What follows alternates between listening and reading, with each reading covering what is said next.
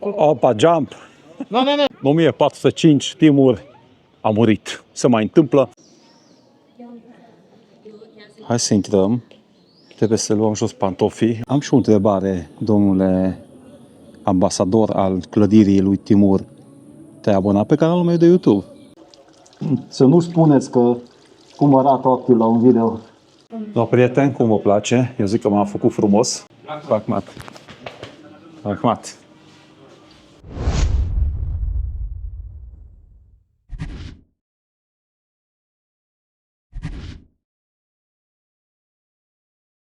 Bună dimineața, prieteni faini! Bună dimineața!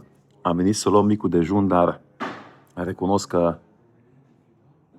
simt și pe pielea mea am lipsă de vitamină. Deci mănânc foarte puțină fructe aici în aventură, salam, cașcaval, carne, dar uitați, stați să vă arăt. Aici la mic dejun este foarte multe fructe, așa că profit de această ocazie și acum doar fructe voi mânca. Foarte gustos, fiindcă aici este soare, este cald, nu crește în seră. Da. E foarte ok. Azi avem zi de pauză. Mai târziu mergem să vizităm orașul Samarkand. A fost o regiune, un oraș foarte important în vechiul drumul mătăsii și acum este un oraș important turistic și este foarte frumos și autentic. O să vă arătăm. Much later. A fost foarte bun că am stat azi, toată ziua ne-am odinit. Este ora 5 seara, după masă 5:20. Am avut timp să răspund la foarte multe comentarii, mesaje, e-mail-uri. Și acum plecăm în oraș să vă arătăm și să vedem și noi. Eu vin a 2 ore sau 3 ore în Samarkand. Mergem în centru, dar întâi mergem să mâncăm, că tare ne foame. Așteptăm taxiul sau ce este, Yandex Go. Și plecăm, cum suntem la marginea orașului, plecăm în City. Samarkand. Sunt 32 de grade, este cald, este plăcut și motocicletele stau bine, mersi aici.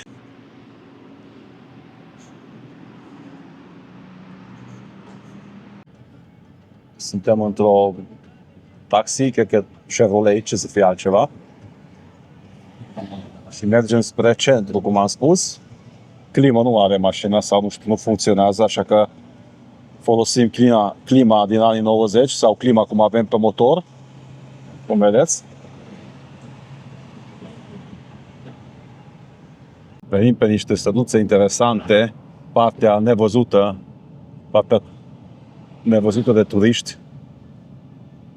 Și am fost în Samarkand, am fost în centru, că acolo am avut și cazare. Acum m-a interesat măcar vedem și partea asta, cum arată casele aici, în Uzbekistan, într-un oraș celebru cum e Samarkand. Foarte interesat, am venit cu Alpar aici la restaurant, fără cei doi prieteni din China și dintr-o dată ne-am trezit cu ei aici. Deci ei au fost mai repede aici decât noi, așa că, da. Și am uitat să vă spun, am plătit 9 lei pentru taxi. 9 lei, vreo 7 km. Prieten frumos, a venit mâncarea. Ăsta să întorc camera. Bine, hai să prin ce a mai rămas din el. Și, Alpar, hai să zicem ceva. Bem un pahar de vin. Da. N-am băut alcool în tura asta, bem un pahar de vin. Mâine avem un anunț mare. Aici pe canalul de YouTube. Igen. Poftă bună! Poftă bună! Poftă bună! Poftă bună! Am ieșit de restaurant, prieteni. Chinezii s-au dus la hotel. Noi v-am promis că arătăm orașul și mai ales clădirile istorice unde era Timur, celebrul Timur, un imperator foarte mare, dar o să vorbesc mai mult nu aici în Beci, unde suntem acum. Când ajungem la clădirile istorice de peste 600 de ani, atunci vom vorbi despre Timur. Acum trecem sub stradă, fiindcă o stradă circulată de 8 benzi. Și cineva cântă la chitară. Mergem prin parc? Mergem prin parc, mergem la Registan. care era, nu știu aici cum se spunea, la noi se folosea cuvântul cetate, aici nu cred că se spunea cetate, dar nu sunt bun la istorie, dar la geografie, poate mă corectați voi. Înainte să ajungem la celebrul Registan, vreau să spun că Samarkand, foarte mulți cred că este un oraș turistic, dar de fapt este un oraș cu aproape 600.000 de locuitori. Nici eu n-am știut, m-am interesat. Foarte frumos parcul și este binevenit aici pe canicula asta. Deci, cum am spus, Samarkandul are 600.000 de locuitori. Are și foarte multe blocuri sovietice, piețe. Deci nu este doar un oraș turistic, dar este foarte interesant, fiindcă acest oraș are 2750 de ani de istorie. În Europa, multe orașe nu existau când aici deja se făcea trafic imens pe drumul mătăsii. Așa că gândiți-vă un pic unde calc eu acum, nu pe pavajul, acest pavaj, că ăsta n-are de câțiva ani, dar aici, acum 2750 de ani, deja au pășit oameni și au făcut comerț. Am primit un QR code și trebuie să intrăm aici. Sunt foarte curios. Și aici trebuie să...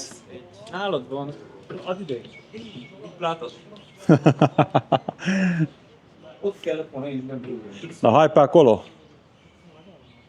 Hello, salam alaikum. We have 2 tickets. Okay, this ticket. Put. Opa, jump. No, right. I'm sorry. Now I can go in. Ok. Salam alaikum. Salam alaikum, alaikum salam. Salam alaikum. Alaikum salam. Salam alaikum. Pushkar Samarkand. We need this? No. O, uite, scenă, opa, am venit la concert, super fain. No, thank you. We just walk around. Thank you. Or you guys. I'm right. Ok, deci haideți să vorbim un pic despre Timur, că tot ați spus că nu vă vorbesc despre istorie. Am scos câteva date. Să știți că Timur a făcut acest oraș celebru, fiindcă s-a născut în aproape de Samarkand, deci era copilul, băiatul Samarkandului și imperiul lui se extindea, cum am spus, în Turcia de astăzi, Iran, Irak, Afganistan, Asia Centrală, până aproape de India. Deci tot ce este spectaculos aici în Samarkand este legat de numele lui Timur sau alții cum spun Tamerlan. Este foarte interesant, de aceea găsim foarte mult albastru aici în clădiri și în oraș, fiindcă în cultura islamică și persană albastru simbolizează cerul, spiritualitatea și infinitul. Gândiți-vă că omul a stat aici, s-a gândit, ce să fac, am deja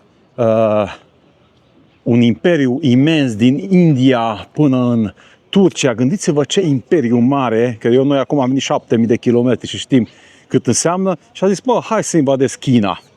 Și în 1405 Timur a murit. Se mai întâmplă, așa că n-a mai invadat China și China acum face mașini bune, ieftine și iPhone-uri și camera DJI cu care filmez acum.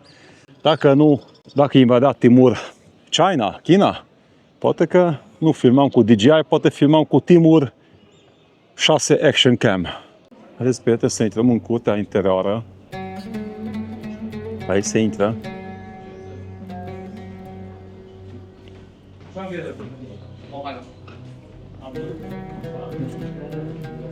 Și a făcut și curtea interioară, bravo lor.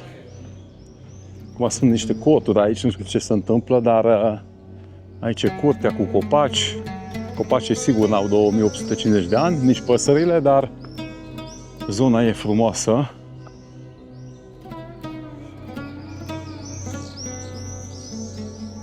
Ce frumos albastru ăla de sus, nu știu dacă redă camera, cupola clădirii sau aici în lumea arabă, nu știu dacă se numește cupolă, dar aici hai să intrăm să vedem ce se întâmplă. Foarte mulți turiști străini sunt aici. Foarte, foarte mulți. Aici probabil că este o bucățică din clădire, cea veche. Un fragment de, da, am spus eu, un fragment din clădirea veche, istorică, de atâția ani. Incredibil. Sau poate un fake chinez, nu știu. Dar așa scrie că e. Și noi trebuie să credem, fiindcă oamenii de știință au scris acolo. Aici sunt niște obiecte din acei ani. Și așa au avut ostașii, celebrii ostași al lui Timur, care erau temuți peste tot, deci când au apărut ei, era a doilea cel mai mare imperiu după Genghis Khan, cel mongolez. Să mergem și în Mongolia, o să mergem chiar acolo, să vorbim atunci despre Genghis Khan. Hai să intrăm. Trebuie să luăm jos pantofii, altfel nu putem intra. Trebuie să respectăm tradiția aici. Aici este clădirea repusă cum a fost în 600 de ani. Este foarte frumos și este o acustică super bună aici. Este foarte liniștitor să stăm aici. Chiar dacă nu face parte din cultura noastră, dar să știți că e liniștitor. E liniștitor, bine, doamnele aici în fața mea cam strigă, dar e interesant să stau pe fund, nu știu cât se vede, pe acest covor persian, bine, care este nou.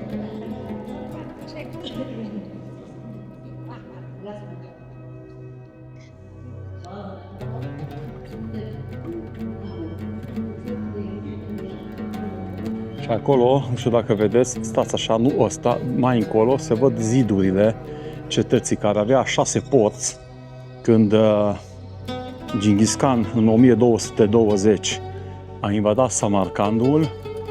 A ars tot aici, oamenii au fugit lângă râu. Scuze, am uitat numele râului, poate scrieți pe aici în comentarii. Atunci a venit Amur Timur și a făcut a început să reconstruiască Samarkandul și a făcut această cetate cu zid mare cu 6 intrări și ieșiri și controla tot. Salut! Salut! Am și o întrebare, domnule ambasador al clădirii lui Timur. Te-ai abonat pe canalul meu de YouTube? Nu? Berti ciotilo, sunt a 3 ore aici în Uzbekistan, a 3 ore filmez aici în Samarkand. Mâine te abonezi? De ce nu azi? Ce ai în mână? O oală? No, hai, îți iau oala. Fii atent, hai să facem așa. Îți iau oala, ca să ai mâinile libere și te abonezi pe canalul meu de YouTube. Bine? Vorbesc numai chestii frumoase despre Uzbekistan. Nu vorbesc niciodată, n-am vorbit prostii. Doar țara asta. Dar te rog, abonează-te și tu, că uite, lumea se uite pe YouTube-ul meu și nu se abonează. 40% nu este abonat. Hai, spune tu pe uzbek să se aboneze. Ok. Ați auzit, abonați-vă pe canal, că prietenul meu se supără.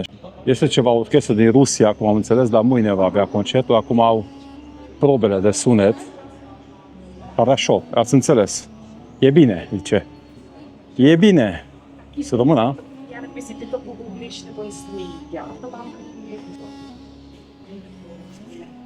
Aici intrăm în a 3-a clădire în curte, deci erau 3 clădiri foarte importante.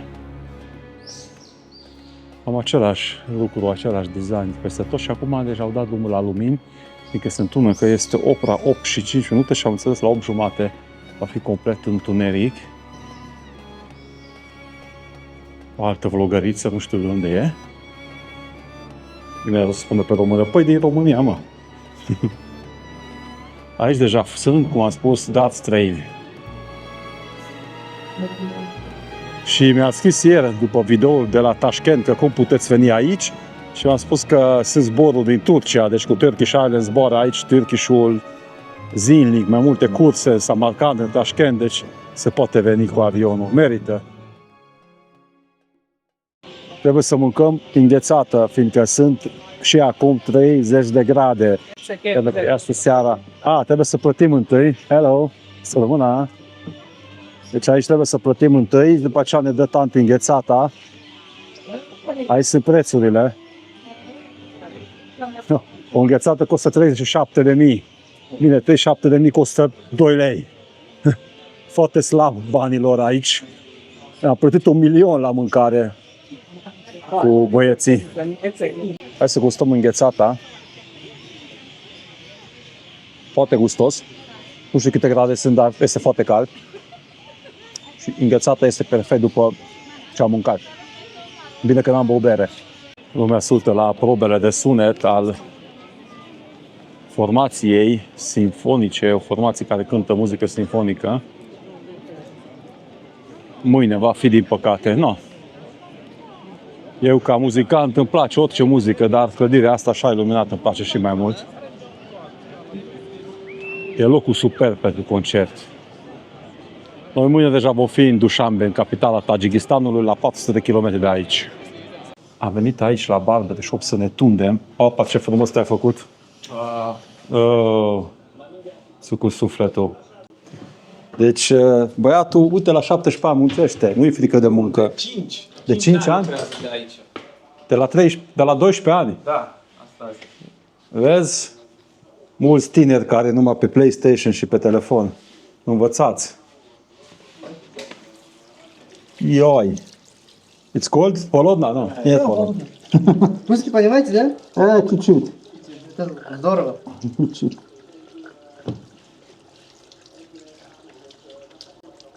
Să nu spuneți că cum arată ochiul la un video. Oameni buiesc ora 9 și jumate imediat și băiatul ăsta lucrează și este marți sau marți azi. Da.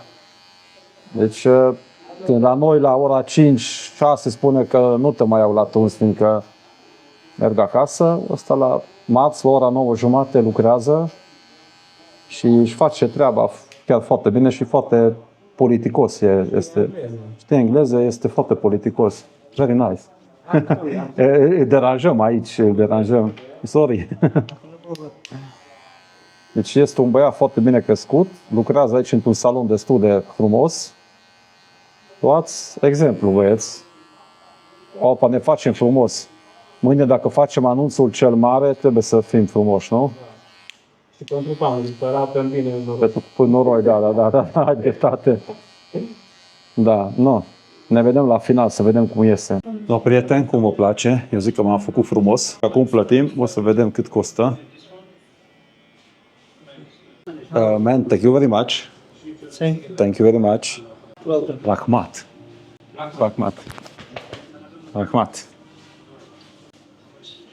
Bye bye. O viză. Apa. Okay, can we find a taxi here? Thank you very much. Yeah. Yes, just we wait for taxi and that's it. Ok. Please, here. Thank you. Bye bye. A costat 210.000. Amândouă. Amândouă 70 și ceva de lei. Tuns, aranjat, spălat de 2 ori. Suntem fresh cowboy, așa că acum hai să găsim un taxi. Acum trăiește cu adevărat Samarcandul seara, că nu este așa cald. În spatele meu este restaurantul unde am fost. Aici am venit să luăm taxi. N-am găsit taxi, dar tipul de la recepție a fost foarte corect. Ne-a spus că o să găsiți mai greu taxi seara. Zice, m-a anunțat și eu vă trimit un taxi. Așa că așteptăm.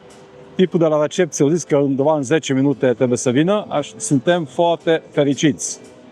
Aștept Paul, a uitat aici la toaletă. Dacă am ajuns aici unde arta, istoria, religia și cel mai mult arta este prezentă, la toți urmăritorii mei acum să fiți foarte atenți, vă rog ceva. Vă las aici o poză, o prietenă de-a mea, de fapt soția unui prieten foarte bun, știți pe Dorela, ați mai văzut în vlogurile mele că a făcut comparativ moto, a pictat pentru mine, am primit cadou această pictură și Mariana acum a intrat într-un concurs și are șanse foarte mari să câștige, dar are nevoie de votul publicului. Vă las aici un link, vă las și eu descriere un link. Cine mă urmărește, vă rog din suflet, din inimă, mergeți, votați pe Mariana, uitați ce fain pictează și mai ales am primit această pictură cadou. Mariana, mulțumesc și am încredere în urmăritorii mei că vor merge, vor vota, fiindcă Mariana merită toate voturile. Și aici, în paranteză spun, face școala moto, va deveni motoriță, cum am spus, a s-a uitat, este și profesoră de limba română, zice, motoriță n-am mai auzit, zic, o să când merg acasă, vom ține botezul, va fi motoriță, motociclistă, dar motorița sună bine. A fost un mini-vlog de data asta, eu nu sunt, știți, un vlogger care călătorește prin orașe și vă arăt orașele, sunt alții mult mai buni decât mine, eu sunt un aventurier, pe motor, pe mașină, dar pe motor îmi place să vă arăt lumea, așa că de mâine următorul vlog va fi că intrăm în Tajikistan. În Tajikistan se zice că între stanuri este cea mai săracă țară. Sunt și eu curios cât a luat acum 2 ani, a fost ultima dată în Tajikistan. Vom intra în capitala Dushanbe, dar de poimâine începem accesiunea pe celebru Pamir Highway, fără aclimatizare. Alții mai fac aclimatizare, noi o să urcăm direct în 2-3 zile, așa că sper că o să rezistăm. Am dubii, că nici cu mașina nu prea am rezistat. Apa se uită la mine ciudat. O să fie greu. Și era să uit. Stați așa. Mi-a spus colega mea că a sosit noua colecție de tricouri roșu, verde, negru din noua colecție Out of the Comfort Zone și peste câteva zile vor fi și noi articole. Deja am văzut demo-urile, sunt super faine. Mergeți pe pagina mea pe Beatrice Otilo și cu asta susțineți aventura mea și mulțumim mult pentru susținere. Avem mare nevoie, fiindcă mâine vă dezvolim, cum am spus, ceva super tare. Nu mai pot să vorbesc, fiindcă sunt foarte obosit. Mergem să edităm acest vlog, este ora 9 imediat. Mai chemăm taxi, dar voi nu chemați niciun taxi. Abonați-vă pe canal, fiindcă de mâine începe aventura și mai adevărată. Vă pup, amândoi vă salutăm. Pa, pa!